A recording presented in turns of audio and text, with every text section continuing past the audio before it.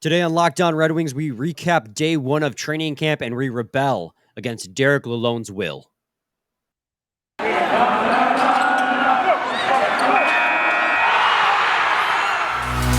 You're Locked On Red Wings, your daily podcast on the Detroit Red Wings. Part of the Locked On Podcast Network, your team every day.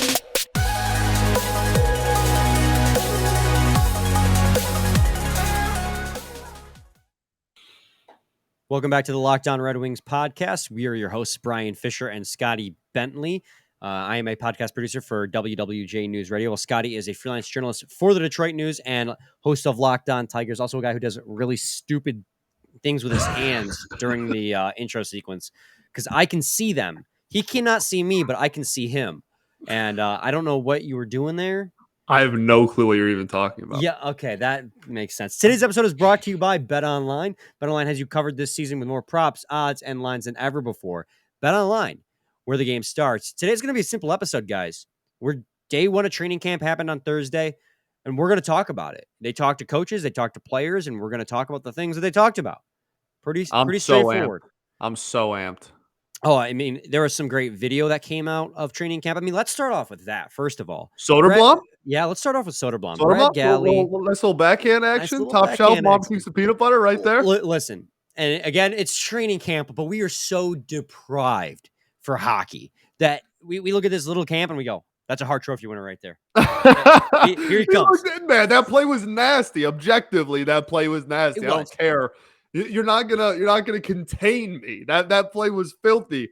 And they talked about some of the quotes that'll come out of it that I'm sure we'll get to was like Larkin and Burt were both really impressed by him and like named him looks really impressive. That video is so crazy. So go look at it's on both of our personal Twitters. I don't know if it's on the Wings one, but golly, man, what a play.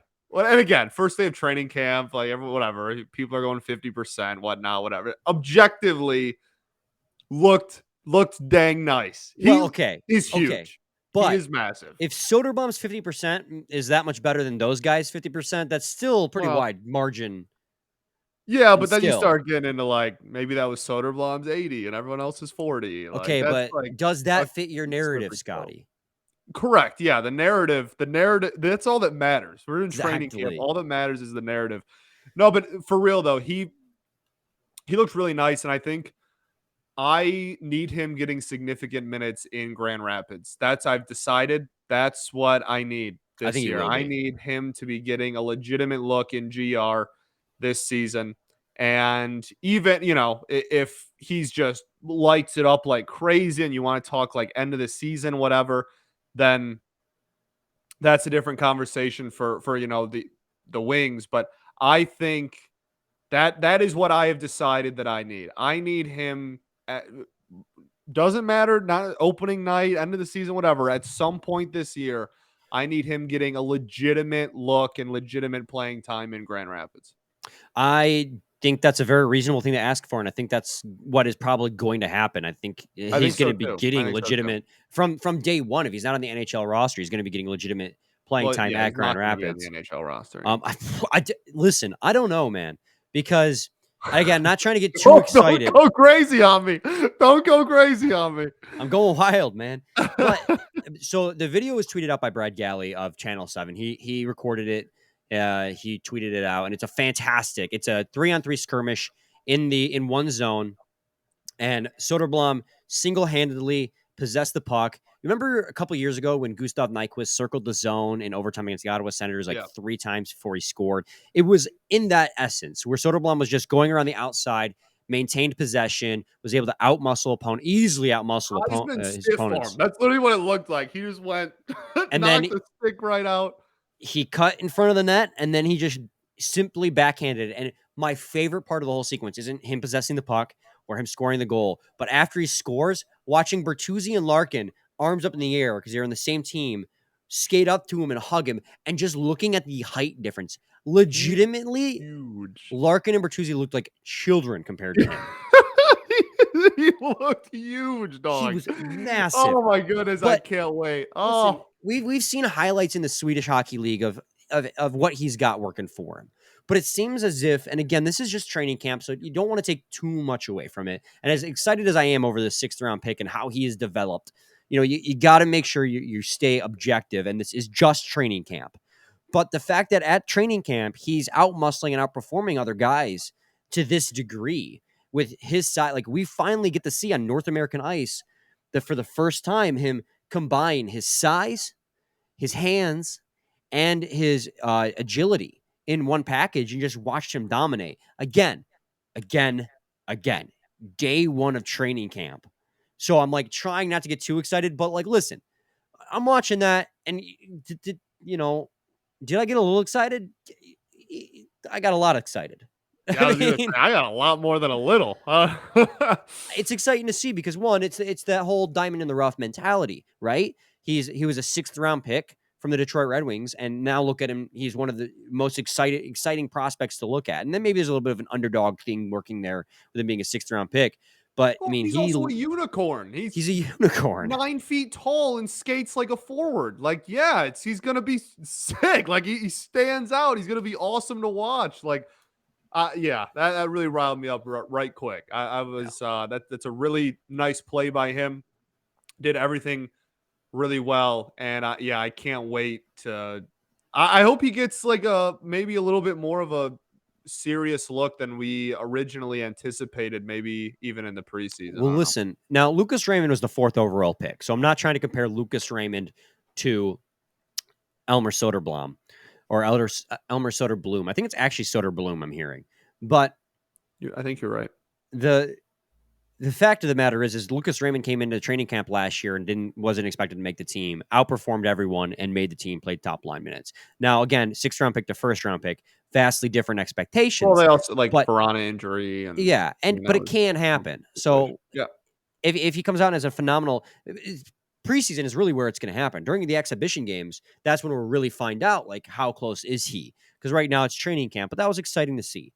Absolutely. We got a ton of quotes to get through. Thank you to Daniela Bruce for live tweeting all the beat so many of these. Crushed it, man. Yeah, Daniela Bruce was great. Bolton obviously was solid. Yeah, everybody was crushing it. Ted Coughlin. So let's see. What's the first quote I should get to here? Just pick one, man. Pick a fun one. I know. Pick a fun one. I don't know how to be fun. I don't just pick one.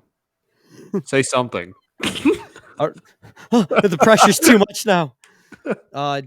Derek Lalonde spoke highly of David Perron's desire to push practice and bring the energy. Said he thinks Perron will bring a lot of that to the team, which, I mean, David Perron played on, we'll get to the lines later, but he played on a second line opposite of Jacob Vrana, which is really exciting to see.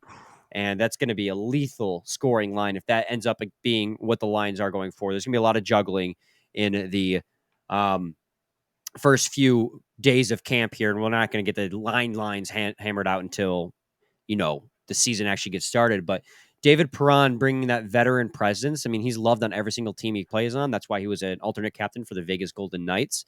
That's what you want to see out of a veteran such as David Perron, as he comes in and he pushes it and he wants to get these guys going. Yeah, and he was someone that really was brought up quite a lot in quotes and in questions and just like around the facility today. He was somebody that a lot of the writers and reporters were saying like, hey, he looked really good. Yeah, and also like just looked, I mean, like that one picture of him smiling, right, is like his new profile picture on Twitter and whatnot. But they had talked to him directly, and he just could not contain his excitement about how pumped he was for the season and how excited he was to be a part of the team and whatnot. So I think, I'm just so excited. I'm so pumped. Yeah, no, that he was definitely one of the biggest stories. His name got brought up a lot as somebody who looked really sharp day one. I got a really good quote about what today's focus was on from Alex Nedeljkovic, and I'm going to read that to you. But first, I got to talk to everyone about BetOnline. That's right. It's that time of the episode. BetOnline.net is your number one source for football betting info this season. Find all of the latest player developments, team matchups, news, podcasts, and in-depth articles and analysis on every game you can find.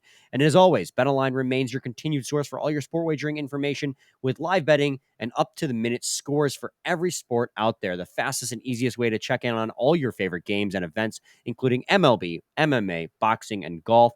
Head to BetOnline.net or use your mobile device to learn more. BetOnline, where the game starts. Segment 2, Locked On Red Wings podcast. So when Alex Nedeljkovic was asked about what today's focus on in this game or in this day one of training camp, he said that the focus was on D-zone coverage and managing the puck.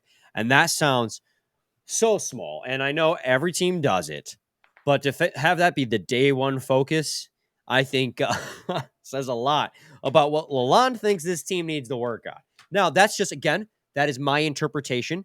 That's the thing, is like I'm interpreting it that way, but it's a true thing. Sure.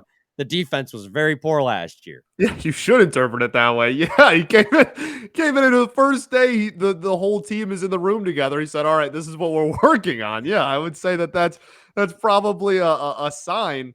Yeah, no, it was something that this team really struggled with last year, and something that we're trying to improve on. And obviously, the personnel they brought in was a big step in the right direction to improve that. But yeah, now we are here. Now it's game time. We're on the ice. Yes, he should. I agree that is what should have been the first thing that they worked on as well. So, and then when they asked Dylan Larkin about the season and whatnot, one, he said, "I don't see myself playing anywhere," which I think is probably code for stop asking me about my contract situation, because it's been talked to death and he probably gets asked about it to death. Yeah, he definitely gets asked about it like every single day, but yeah, like you can just very clearly tell that like both sides want like this is not even a story. Like this both sides want him to be here.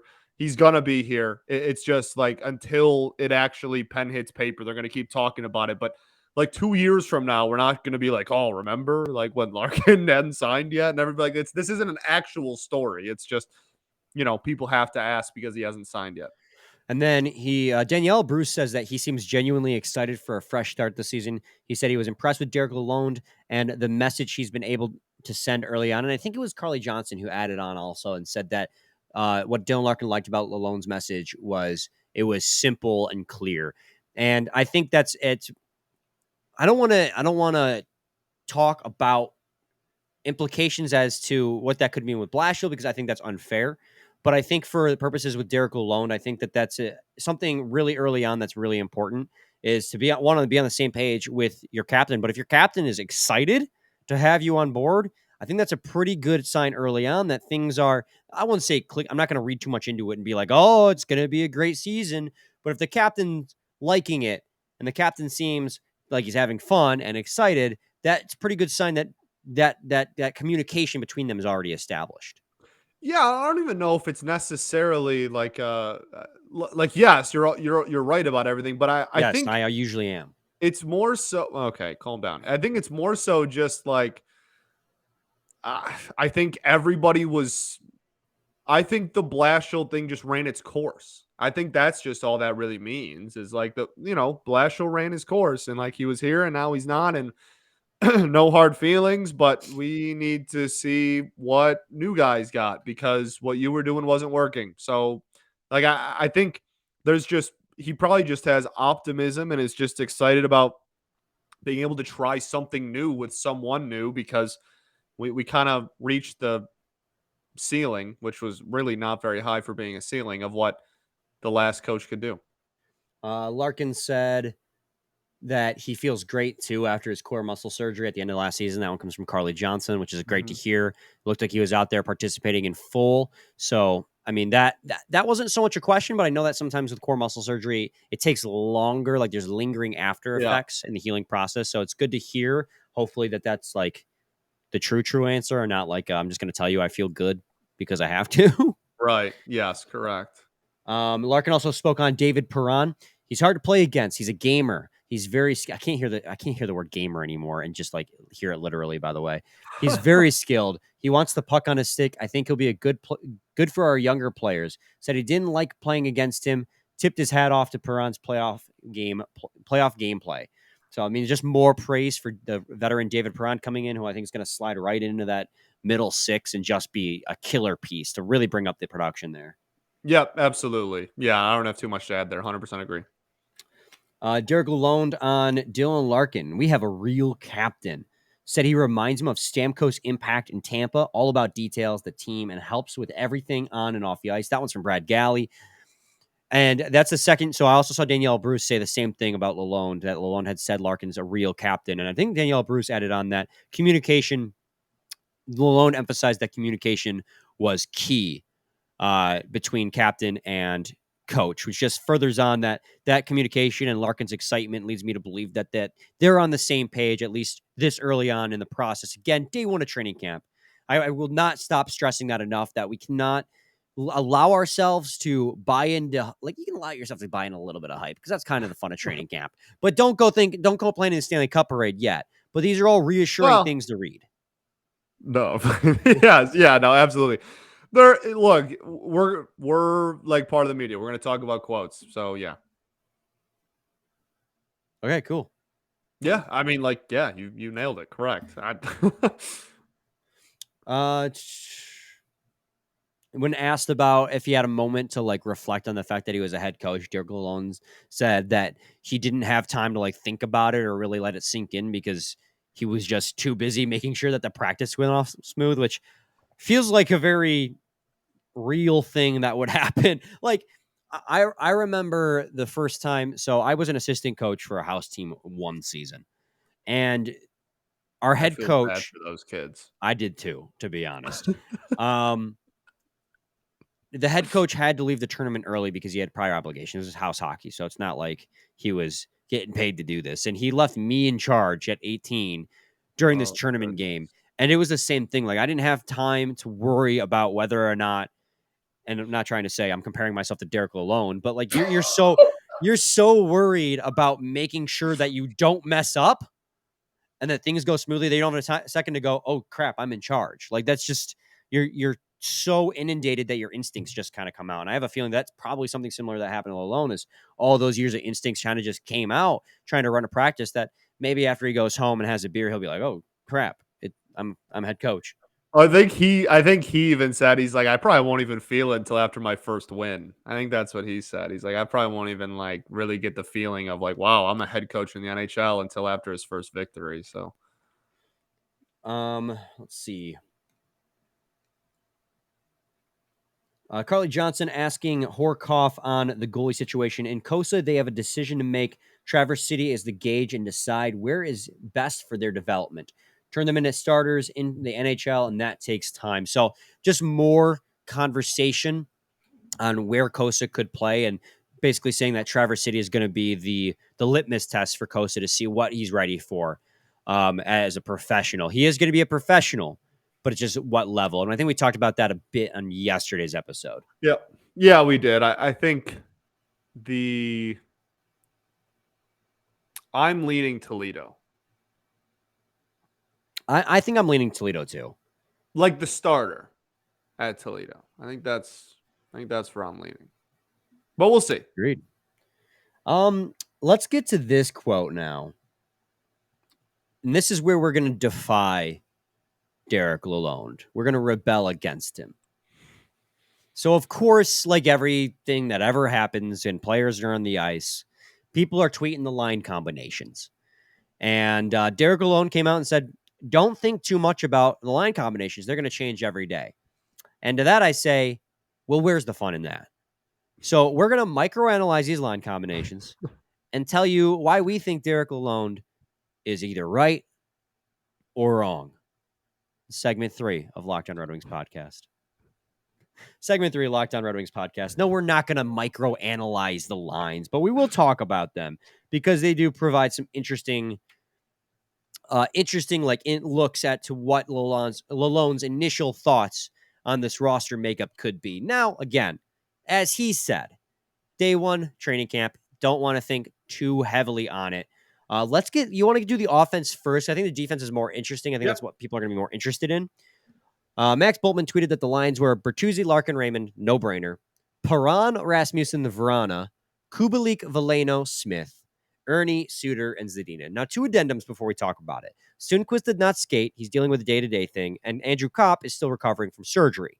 So those 2 were not skating. So that obviously messed with the lines. And I don't think what Max Boltman tweeted in this order was necessarily the lines themselves. Because line 3 was Kubalik, Veleno, and Smith, and line 4 was Ernie, Suter, and Zadina. My instinct would have that probably be switched in terms of depth. He probably just tweeted out the lines as he saw them. I don't actually know, though, because I wasn't there. Max Boltman was, but that's just my gut instinct. Now, what stands out to you, Scotty? And I'll throw these up just so people can see them. What stands out to you immediately when you see these forward lines?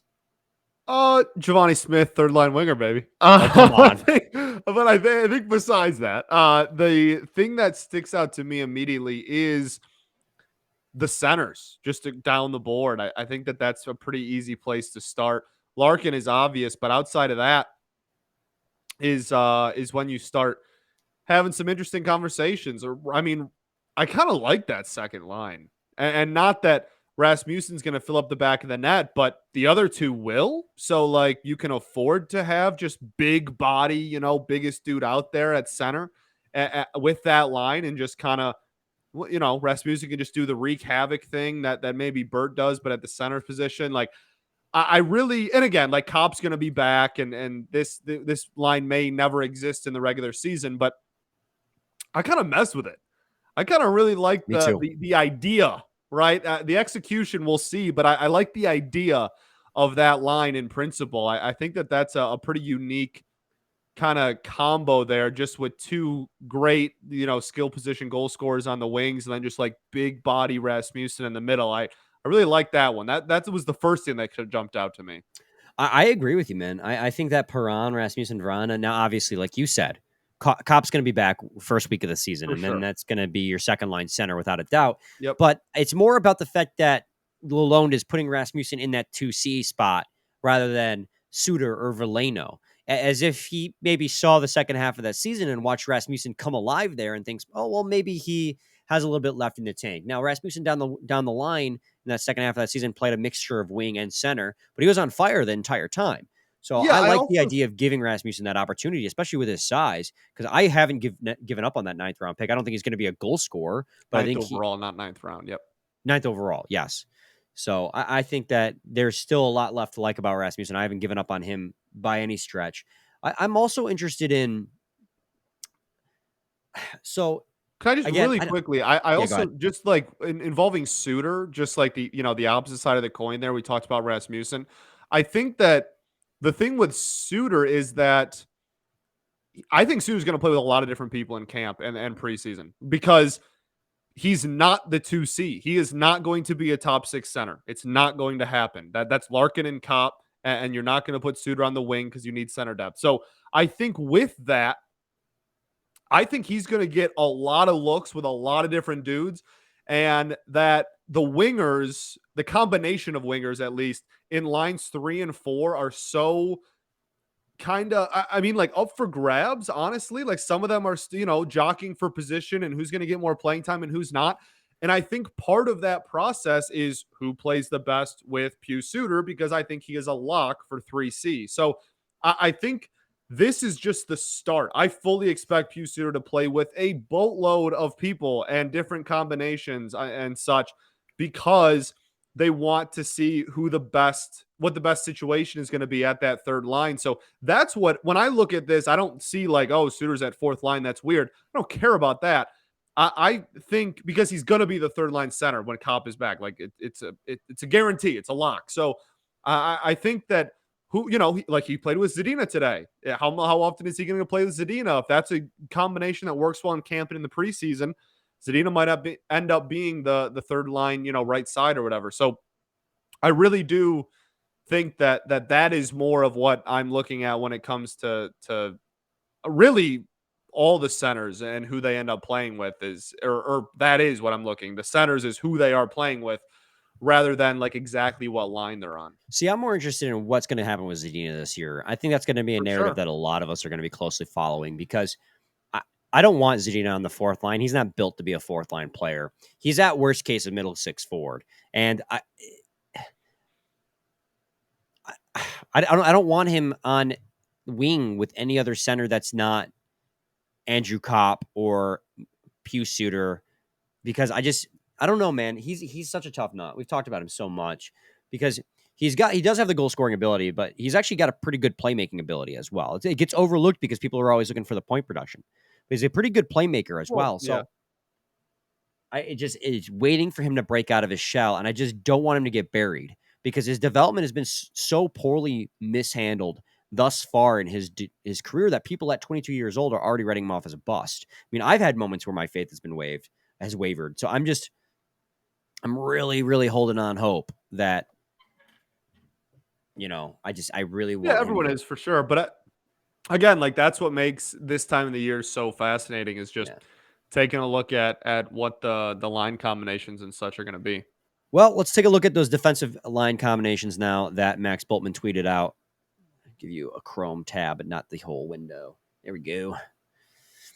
He says that it looks like Simon Edvinsson was skating with Lindstrom today to open camp. Seider with Sherratt, Hronek with Olli Maatta. Now, honestly, this was less shocking than I think I was expecting. I don't know. This is pretty much in line with what we were expecting, wasn't it? I mean, we knew Edvinsson and Sherratt, or not Edvinsson and Sherratt, Seider and Sherratt, rather, were pretty much the top pair. The only question mark was who was going to play with Hronek on the second pair.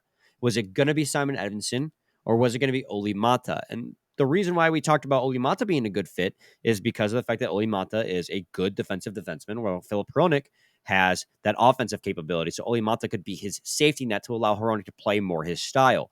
So see Simon Edvinsson with Lindstrom isn't too surprising, but my only concern with that, Scotty, has to do with the combined experience of the two players. Yeah, but it's third line D or third pair D. Yeah. So like, I mean, are we really going to get hung up on like how much experience our third line D pair has? Like, if it's a top prospect and somebody, I'm going to be pretty pumped about it. I mean, this is when looking at the pairings, you're right. Like this is definitely, I mean, I think the day Sherratt came on board or very soon after, we were on the wave of like, he's going to be at the top line with Seider. I think that's pretty safe to say that's going to be the top line D pair there. And then Hronek and Maatta, I think you said pretty quickly or pretty early on in the offseason after adding them too. And then it all comes down to the third pair, and Lindstrom is likely going to be one of them. And then we talked about in our season preview thing, there's kind of a revolving door almost of like who the other third pair is going to be. Like it's mostly going to be Lindstrom, we think, but like after that, who knows? And I would love it to be Edvinsson. Well, so Lindstrom's a pretty balanced defenseman. He went through some good patches and really rough patches last season, but he's pretty balanced on both sides of the puck. He's a little bit more defensive oriented, I would argue, because he doesn't put up a lot of points. But you're right. Putting him on the third pair isn't like that big. Like putting Simon Edvinsson on the third pair, Yzerman said that he wants him to get top 6 minutes from the back end, which means just anywhere in those 3 pairs, as long as he's getting meaningful minutes, which would, third pair minutes is still meaningful minutes at the NHL level. So that's still like, and you're putting him against the lesser, I don't want to say lesser because there's still NHL caliber guys, but they're not going against first line guys if he's playing third pair to start out. So it's a good way to ease him into the game. So maybe my fear is a little bit, and again, you know what? Yeah, I'm being a little bit too paranoid because of the fact that, again, Lalonde said himself, don't think too much into it. And Max Bultman reiterated, it's just day one of camp. So I'm not going to worry or fret too much about where Edvinson's placed. And also take a look at the fact that day one of training camp, Simon Edvinson's already paired up in the top 6. Yep. He's already paired up in the top 6 over Osterley, over Robert Haig, over guys that, they signed in the offseason to play more meaningful minutes. So even though it's just day one of training camp and they'll do lots of different line combinations throughout progressions to try and figure out the best ones, the fact that day one, Simon Edvinson's already in that top 6 pairing, even albeit being bottom 3, I think is pretty reassuring to see in terms of what is perceived about Simon Edmondson at this point compared to his competition? For sure. I think a majority of what I will take out of camp and anything before day one of the regular season with Edmondson will come in preseason games. I think that's probably where Absolutely. a lot of our judgment should come. And I think that objectively, that is where the front office's judgment is going to come on where he's going to play this year. But yeah, I'm interested to see who they, if he gets to pair with anybody fun for like a day or something. Like, I'm interested to see if they kind of move him around and have some fun with it a little bit. Yeah, I mean, in the end, again, like I said, can't overemphasize enough how that is just day one of training camp. And yeah, we talked about it, and I probably was making some statements that made it seem like one thing or the other, but that's just not true. Like, things are going to change, and like you just said, Scotty, preseason is really where it's going to be at. But we had to talk about it. There was some fun stuff that came out of day one, especially that Soderblom stuff. Man, that was great. Now we got a whole weekend of some more. We got more training camp ahead. Oh man, we're gonna have a lot to talk about come Monday because we're gonna have at that point 3 more days worth of content to talk about. Before when is officially the first preseason game? Let me look that up real quick. I don't have it off the top of my head because I'm a bad fan. Sorry, guys. The first preseason game is the 27th, so that's less than a week away. Less than a week from now, the preseason starts. 5 days from now and 4 days from when the listeners. Yeah, that's sick. We're going to have literally 2 episodes next week before we have hockey. Before we have a game to break down. Preseason games are fun to break down too because it's, revolving door of prospects and actual NHL players. Analyzing, microanalyzing individual players. Not, if you win or lose, who cares? Like, yeah. It's cool. Man, I'm just so excited. Can't wait. So excited. I love hockey. Any final thoughts, buddy? Made me think of that text you sent me a couple months ago. We ball. We ball. Well, we'll be back on Monday with a new episode breaking down 3 more days of training camp. Same time, same place. BetOnline. It's been a while since you've done that. We've had BetOnline all week and you haven't done that. I know. I just remembered. Your team. Every day. Every day.